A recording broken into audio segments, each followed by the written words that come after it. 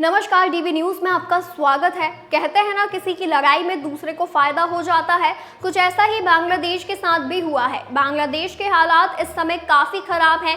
शेख हसीना के देश छोड़ने और तख्ता पलट के बाद बांग्लादेश के कई बिजनेस पर असर दिख रहा है।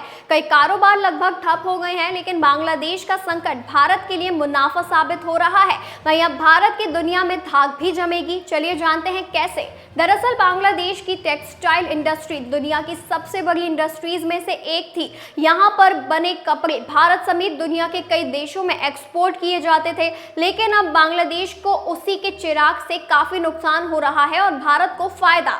सरकारी आंकड़ों के मुताबिक बांग्लादेश क्राइसिस के बाद भारतीय कपड़ा उद्योग ने रफ्तार पकड़ी है और इसने 6 महीने में 60,000 करोड़ कूट डाले हैं। बांग्लादेश में संकट बढ़ने से दुनिया भर के कपड़ों के खरीदार भारत की तरफ रुख कर रहे हैं, जिससे भारत का इंपोर्ट बढ़ रहा है।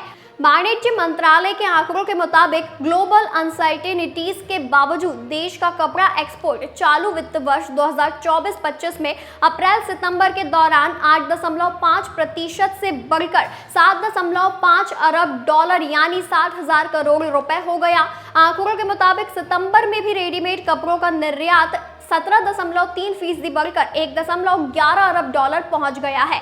बांग्लादेश का कपड़ा कारोबार दुनिया भर में फैला हुआ है, लेकिन क्राइसिस के बीच इसे अपने कपड़ा कारोबार से मोटा नुकसान भी हो रहा है।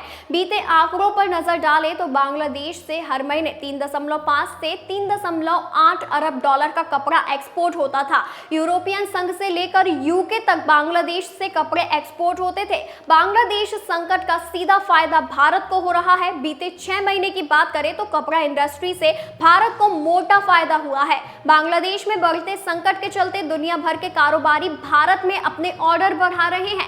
जानकारों के मुताबिक ऐसे में भारत इसका फायदा उठा सकता है और अपनी एक्सपोर्ट कैपेसिटी को भी बढ़ा सकता है। वहीं बांग्लादेश में जिन भारतीयों की मैन्युफैक्चरिंग यूनिट लगी है, वो भी अपना बिजनेस भारत में शिफ्ट कर सकते हैं।